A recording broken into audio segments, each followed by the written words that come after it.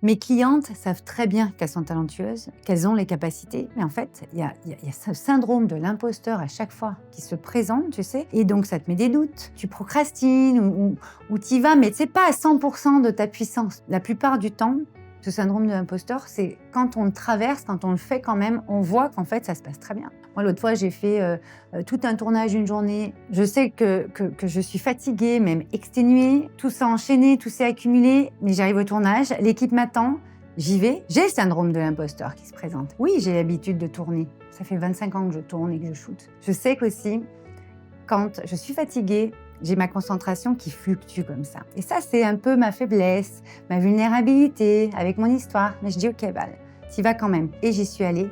On a fait un tournage magnifique. Et le truc, c'est qu'à la fin, et ça je le sais, et c'est à ça que vous devez vous raccrocher, ça m'a donné de l'énergie ce tournage. Parce que je savais que j'étais dans mon élément, que c'est quelque chose que j'aime faire, qui me nourrit, qui me donne de l'énergie. Même si mon corps était fatigué, j'ai fini ce tournage, j'avais une énergie de dingue. Donc entourez-vous déjà, une, des bonnes personnes. 2, faites-vous confiance, vous savez ce qui vous donne de l'énergie. Donc allez-y quand même. Et 3, faites-vous confiance. Parce que le syndrome de l'imposteur, il passe comme ça.